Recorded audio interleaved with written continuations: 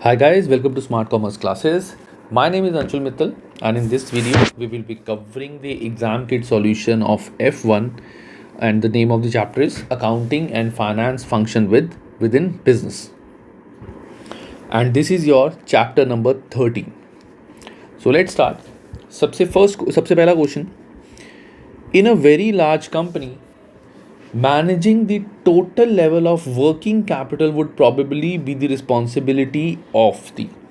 अब managing the total level of working capital, इसमें ये नहीं लिखा हुआ टोटल लेवल ऑफ फाइनेंस, इसमें लिखा हुआ है total level of working capital. Working capital मतलब क्या होता है कि डे टू डे रनिंग के लिए जो हमें कैश चाहिए, डे टू डे रनिंग के लिए जो हमें वर्किंग कैपिटल चाहिए यानी कैश चाहिए, उसको कौन मैनेज करेगा, कौन रिस्पॉन्सिबल होगा. तो इसके लिए रिस्पॉन्सिबल होता है treasurer. Treasurer is the person जो डेली हमारे को जो कैश चाहिए होता है बैंक में जमा कराना है, कैश बैंक से विड्रॉ करना है, कितना हमें खर्चों के लिए चाहिए, छोटी मोटी चीज़ों के लिए, रिस्क मैनेजमेंट वगैरह के लिए. So treasurer is the person who is responsible for managing working capital cash. So answer is C, treasurer. 162. Financial accountants usually produce information for organization's external stakeholders.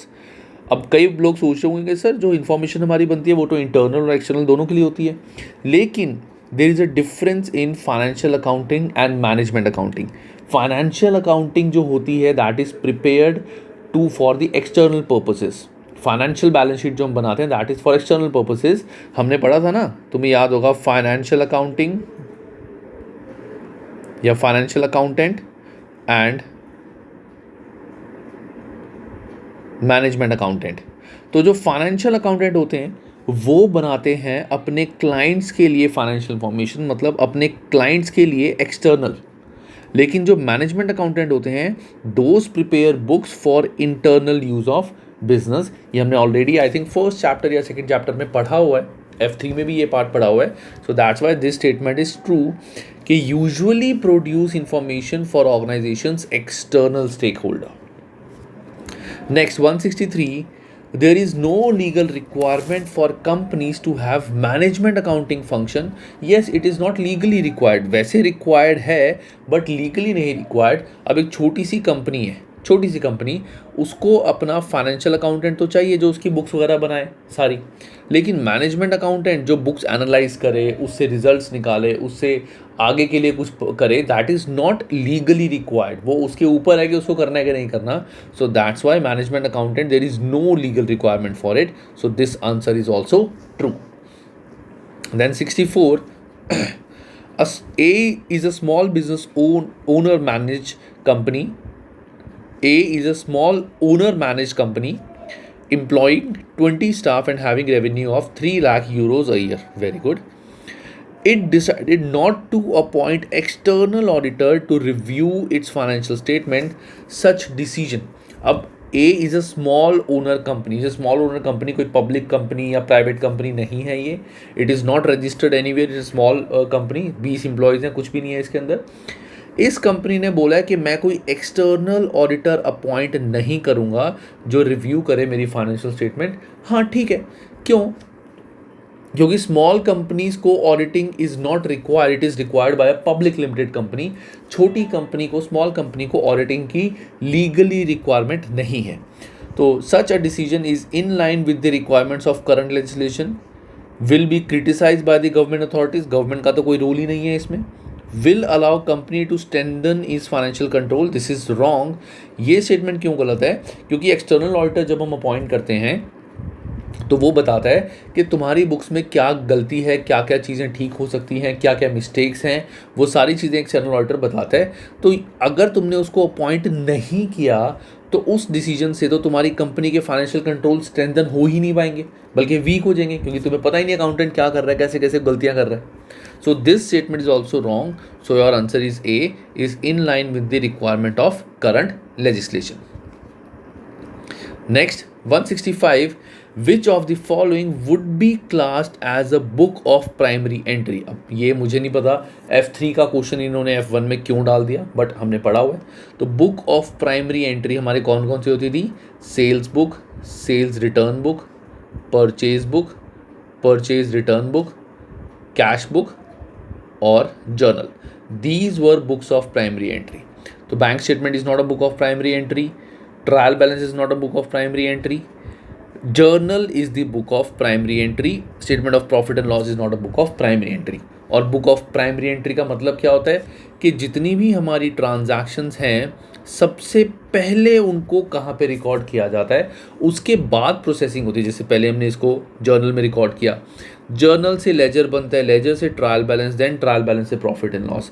But सबसे पहले इन ट्रांजैक्शंस को किस चीज़ में record किया जाता है, that is called books of primary entry. Next 166, Gabriela is considering creating a financial accounting department within her business, okay, but is unsure of what such a department would actually do. कि उसने बोला कि मैं financial accounting department बनाना है, but उसको ये नहीं पता कि वो डिपार्टमेंट क्या करेगा. विच of the following would usually be prepared by financial accounting department. Financial accounting department in सब में से क्या बनाएगा, हमें ये देखना है. यहाँ पे भी यू विल हैव टू सी कि फाइनेंशियल अकाउंटिंग और मैनेजमेंट अकाउंटिंग में क्या डिफरेंस है. तो मैनेजमेंट अकाउंटेंट वो होते हैं जो चीज़ें बनाते हैं फॉर इंटरनल यूज़, जो बिजनेस के अंदर यूज़ हो, बाहर किसी और के मतलब कि वो चीज़ें है ही नहीं. लेकिन फाइनेंशियल अकाउंटिंग जो चीज़ें बनाता है that is to be use for external purposes. जैसे फाइनेंशियल अकाउंटिंग क्या बनाता है, statement of profit and loss, statement of balance sheet को हम इसमें क्या बोलते हैं, financial position, cash flow statement. ये सारी चीज़ें are prepared by a financial accountant, जो तुमने FA चैप्टर F3 में भी पढ़ा है, statement of profit and loss ये सब. और जो कुछ चीज़ें होती हैं जो मैनेजमेंट अकाउंटेंट करती है वो सारी हमने F2 में पढ़ी है, जैसे वेरिएंसेस निकालना, ये सारी चीज़ें करना. तो वो सारा काम होता है मैनेजमेंट अकाउंटेंट का. Basically this is F2 complete, this is F3 complete. ये मैं करा चुका हूँ सबको. जिन्होंने नहीं पढ़े ये सब्जेक्ट्स, ये जब पढ़ोगे तब तुम्हें समझ आ जाएगा. तो फाइनेंशियल अकाउंटेंट इसमें से क्या करेगा, cost schedule is a part of management accounting, internally use होता है. स्टेटमेंट ऑफ कैश फ्लोज हमारा फाइनेंशियल अकाउंटिंग का पार्ट होता है. वेरिएंसेस एनालाइज करना कि हमने सोचा ये था, रिजल्ट आएगा, एक्चुअल रिजल्ट अलग आएगा, that is used by management accounting for internal purposes. Tax calculation is also to be done by management accountant, not financial accountant. Tax calculation भी मैनेजमेंट अकाउंटेंट करती है, हालांकि this is also a part of financial accountant as well. But tax calculation normally जो होता है वो treasurer करता है, जो सारा कैश का ध्यान रखता है कि कितना कितना टैक्स हमें देना है. तो B is your answer. 167, Angelo decided to record the purchases made on the 2nd of April this in the tax year ending this. The authorities will Angelo decided to record purchases made on 2nd April of this in tax year ending this. अब इन्होंने year क्यों नहीं दिया हुआ, हमें क्या पता किस ईयर में है, किस ईयर में लिखा हुआ है.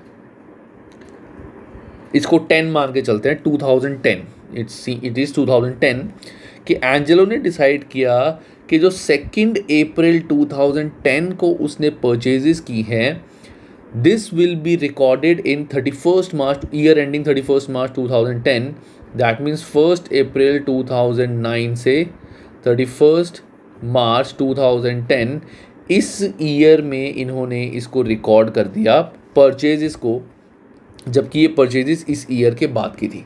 तो अगर मैं इस ईयर में परचेजेस रिकॉर्ड करूँगा मतलब मैं अपने एक्सपेंसेस ज़्यादा दिखाऊँगा, दैट मीन्स प्रॉफिट कम मीन्स टैक्स कम.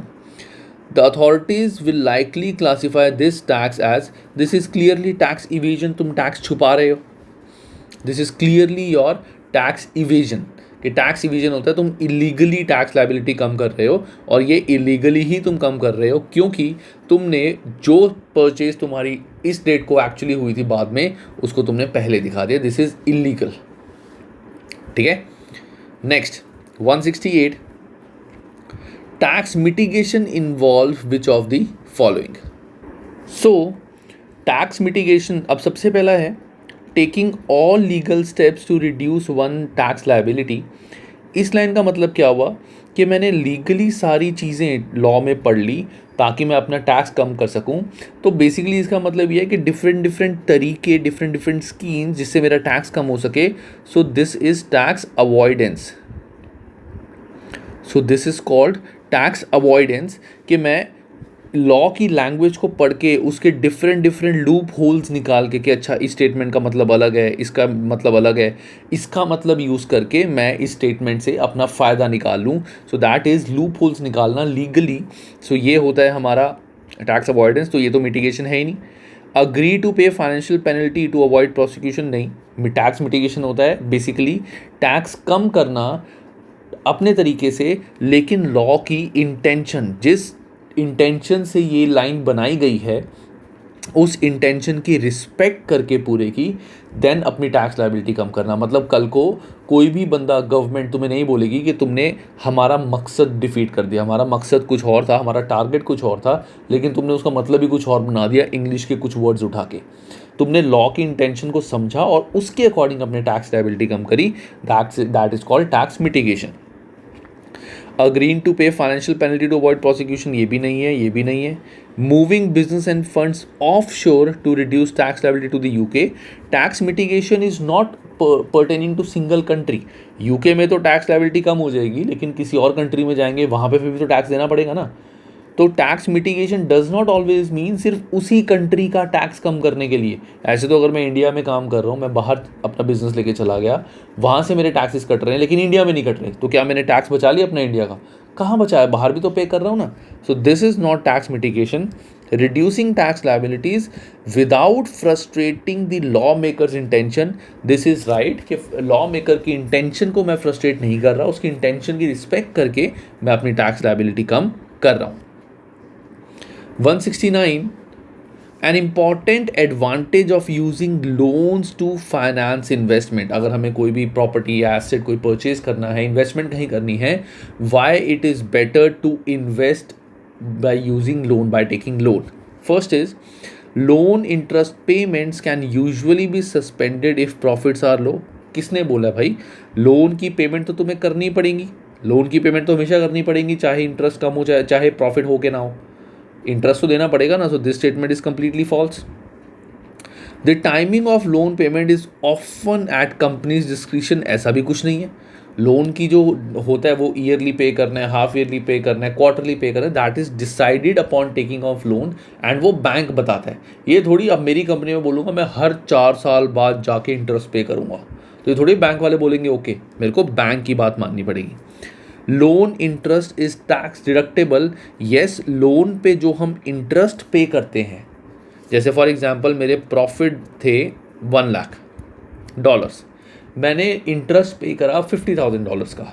तो अगर मेरे प्रॉफिट थे 1,00,000 और मैंने लोन लिया ही नहीं था, तो मेरा tax percentage let's say 30% tax, तो मेरे को 30,000 टैक्स पे करना पड़ेगा गवर्नमेंट को. 30,000 will be the tax that I have to pay to government.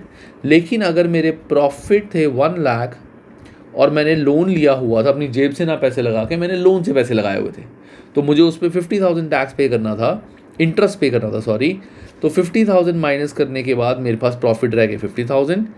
इस प्रॉफिट पे मेरा टैक्स कैलकुलेट होगा 30%.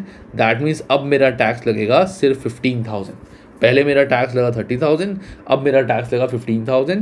दैट मीन्स जो मैंने इंटरेस्ट पे करा उसकी वजह से मेरे को टैक्स डिडक्शन मिल गई. So interest, loan interest is tax deductible. Banks will often not require security for loan advances. ऐसा भी कुछ नहीं है, बैंक तो बल्कि सिक्योरिटी मांगता है, कोलेटरल सिक्योरिटी, कि आप लोन ले रहे हो उसके अगेंस्ट हमें कोई सिक्योरिटी दो. 170. VDF company is planning to raise finance to fund the launch of a new product. It is planning to do this via an issue of new shares to public. Which of the following is an issue that VDF may face if it proceeds with the plans and raise equity finance? मतलब company अपनी equity dilute करना चाहती है, public से पैसा लेके, मतलब public को ओनर बनाना चाहती है. तो कौन सा इन चारों में से ऐसी कौन सी चीज़ है जिससे कंपनी को प्रॉब्लम आ सकती है? पहला, it will be force to pay higher dividend in the future even if new product launch is a failure. ऐसा कुछ नहीं है, क्योंकि जो डिविडेंड पे करना है वो कंपनी के ऊपर होता है. अगर कंपनी के प्रॉफिट्स ही नहीं हो रहे तो डिविडेंड भी नहीं दिया जाएगा. अगर कंपनी के प्रॉफिट्स ही नहीं है, हाउ विल अ कंपनी पे डिविडेंड? ठीक है। Second, the share issue may dilute the control that the existing share holder have over the company. This is right, कि जो शेयर है उससे कंट्रोल डिल्यूट हो जाएगा और वो कंट्रोल बढ़ जाएगा आगे जाके और ओनरशिप खत्म हो जाएगी। अगर अभी 4 बंदे ओनर थे लेकिन हमने पब्लिक को भी ओनरशिप दे दी तो पब्लिक भी ओनर बन जाएगी कंपनी की, चाहे छोटे मोटे पार्ट के लिए हो, बट ओनर बन जाएगी। वो भी कभी भी कंपनी को बोल सकते हैं कि हमें कंपनी की इन्फॉर्मेशन दो, और ये नहीं है कि ये मना कर देंगे हम नहीं देते, क्योंकि वो भी सारे ओनर हैं। VDF will require good quality assets to offer as security for the new issue। भाई पब्लिक इशू के लिए कोई भी सिक्योरिटी तो देनी नहीं पड़ती, हम कोई बैंक से लोन थोड़ी ले रहे हैं। The issue of share is likely to reduce tax liability. नहीं, ये जो शेयर इशू करते हैं इस पे जो हम डिविडेंड पे करते हैं उसका टैक्स से कोई रिलेशन नहीं होता। एग्जाम्पल, मेरे प्रॉफिट थे 1 लाख, ठीक है, हमेशा मेरा टैक्स जो कटता है वो कटता है profit before tax after interest. मतलब जो भी मेरा profit before tax after interest है, मतलब प्रॉफिट में इंटरेस्ट माइनस करने के बाद, let's say this is interest, ये मेरा प्रॉफिट था, प्रॉफिट में लोन का इंटरेस्ट माइनस करने के बाद जो प्रॉफिट बचता है हमेशा इसके ऊपर टैक्स कैलकुलेट होता है, और इसके बाद जो वैल्यू बचती है this is called profit after tax. इस वैल्यू के ऊपर हम डिविडेंड पे करते हैं। मतलब ये लॉजिक क्या है, इंटरेस्ट पे करने के बाद इतने पैसे बचे, सरकार को पे करने के बाद हमारे पास इतना अमाउंट बचा, अब ये अमाउंट हमारे पास पूरा पूरा प्योर प्रॉफिट है, किसी को कुछ नहीं देना, तो यही पैसा हम ओनर्स में डिस्ट्रीब्यूट करते हैं as dividend. That means dividend का हमारी टैक्स लायबिलिटी से कोई फर्क नहीं। डिविडेंड पे करने से हमारी टैक्स लायबिलिटी कम नहीं होती, क्योंकि टैक्स के बाद जो पैसे बचते हैं उसमें से डिविडेंड दिया जाता है। So answer is B. 171, working capital is calculated as it is current asset minus current liability। Simple, it is the excess of current assets over current liability। पहला ही हमारा आंसर है बस, working capital is current asset minus current liability, simple formula। 172, मैं just आगे check कर रहा था कितने क्वेश्चंस रह गए इस चैप्टर के। Which of the following statement regarding management accounting reports is correct? Management accounting reports is correct, तो चेक करते हैं इसका। A option, budget shows the revenues and expenditure for last accounting period. This is wrong. Budget कभी भी पिछले साल की चीज़ें नहीं बताता, बजट का मतलब होता है अगले साल की बजटिंग, अगले साल क्या होगा, तो बजट प्रीवियस ईयर का रिकॉर्ड नहीं दिखाता, so this is wrong. Second, cost schedules are often also referred as standard cost cards. Cost schedules and standard cost cards, ये मुझे लग रहा है आंसर हो सकता है कि वैसे तो ये F2 से रिलेटेड है, कि जो स्टैंडर्ड कॉस्ट कार्ड्स हमारे होते हैं जो हम बनाते हैं कि चीज़ का पर पीस इतना खर्चा आया, पर पीस हमारा ये सारा चीज़ें हुई, ये प्रॉफिट आया, तो टोटल अगर हमने इतने यूनिट्स बनाए हैं तो इतने यूनिट्स का इन स्टैंडर्ड कॉस्ट कार्ड से लेके कितना हमारा टोटल खर्चा आएगा। So those are cost schedules. तो cost schedules are often refer to as standard cost cards as well. This is kind of true. एक बार CD भी पढ़ लेते हैं। Variance report compares original budget to revise budget. This is also wrong. Variance report क्या होता है, हमने ओरिजिनल बजट बनाया, उसको हमने चेक किया एक्चुअल रिजल्ट से, हमने ओरिजिनल बजट को एक्चुअल रिजल्ट से चेक किया, और एक्चुअल रिजल्ट से चेक करके फिर जो हमने डिफरेंसेस ढूंढे उसके बाद हमने अपने बजट को रिवाइज करा। जैसे मैंने सोचा था मेरी 1 लाख सेल हो, एक्चुअल सेल हुई मेरी 80,000। दैट मीन्स मैंने सेल बहुत ज़्यादा सोच ली, इसलिए मैंने अगले साल का बजट रिवाइज कर दिया कि अब सेल होगी मेरी 90। तो variance report is comparison of original with actual, original budget with actual result. D, management accountant will usually be responsible for creation of statement of financial position. This is wrong. Statement of financial position के लिए जो responsible होते हैं that is financial accountant. ये हमने अभी ऊपर भी पढ़ा था। सो दैट मीन्स हमारा CDA गलत है, तो आंसर मेरे को लग रहा था B, so B is the right answer. Odd one out, you can say। 173, which of the following statement regarding integrated report is correct? So guys, integrated reports क्या होती थी? integrated reports basically होती थी कि कंपनी जो भी users हैं, users को इंफॉर्मेशन दे रही है जो कि यूज़र्स के लिए रिक्वायर्ड है। इंटीग्रेटेड रिपोर्ट्स मतलब कि जो भी जैसे फाइनेंशियल स्टेटमेंट्स हम दे रहे हैं प्लस उस स्पेसिफिक यूज़र के लिए क्या उसको एडिशनल इन्फॉर्मेशन चाहिए वो चीज़ प्रोवाइड करना, that is called integrated reports. तो they involve merging of other financial statement to produce an overall view of companies performance. नहीं, ऐसा नहीं है, हम कोई अदर फाइनेंशियल स्टेटमेंट मर्ज नहीं करते उसमें, हम वो मर्ज करते हैं जो बेसिकली यूज़र को रिक्वायर्ड होती है additional information. So that is not true. They are design to show organisations profitability more clearly, ऐसा कुछ नहीं है। They include information on anything that is felt to be of the interest of the users of the financial statement, right? कि financial statement के user के interest के लिए जो specific चीज़ है वो हम अपनी reports में include करते हैं। They include only relevant final information to the users, नहीं relevant नहीं, so integrated का हमारा आंसर आएगा C। 174, which of the following is not one of the purposes of budget. इसमें से बजट का कौन सा पर्पस नहीं होता। सो पहला, रिस्पॉन्सिबिलिटी ऑफ एक्सपेंडिचर। तो बजट अगर बनाया जाता है ऑब्वियसली इसलिए बनाया जाता है कि हमारे खर्चे कम हो, प्लानिंग हो जाए खर्चों की। मोटिवेशन टू एम्प्लॉयज़, बजट से मोटिवेशन भी होती है एम्प्लॉयज़ की। कोऑर्डिनेशन ऑफ स्टाफ, स्टाफ का कोऑर्डिनेशन भी हो सकता है। उसके बाद costing of units, costing of units हमारा बजट की कॉस्टिंग ऑफ यूनिट्स भी हो सकता है, this can be answer. But ये तीनों हमारे आंसर डायरेक्ट आ रहे हैं कि रिस्पॉन्सिबिलिटी फॉर एक्सपेंडिचर, कि जो भी हमारे एक्सपेंडिचर होंगे बजट के अकॉर्डिंग एक्सपेंडिचर होंगे। हमने बजट के अकॉर्डिंग सोचा था कि टोटल खर्चा हमें इतना करना है और उतना ही खर्चा हमें करना पड़ेगा। Motivation to employees, coordination of staff, ये तीनों चीज़ें तो होती हैं, but costing of units budget के अकॉर्डिंग हम कॉस्टिंग ऑफ यूनिट्स नहीं कर सकते। रीज़न उसका आई थिंक ये है कि जो कॉस्टिंग ऑफ यूनिट्स है दैट डिपेंड्स अपॉन मार्केट। हम टोटल ये देख सकते हैं कि टोटल कॉस्ट हमें कितनी एलोकेट करनी है, टोटल कॉस्ट हमें कितनी एलोकेट करनी है। या आई थिंक बजट्स में हम इसको भी बोल सकते हैं स्टैंडर्ड कॉस्टिंग वाला जो बजट है, स्टैंडर्ड कॉस्टिंग, मार्जिनल कॉस्टिंग, क्या हमारे अकॉर्डिंग टोटल, तो this can also be the answer. तो मेरे अकॉर्डिंग तो इसका कोई भी रॉन्ग आंसर नहीं है। बट जब मैंने अभी पॉज करके मैंने देखा कि बुक में पीछे इसका आंसर किया तो they have given the answer D.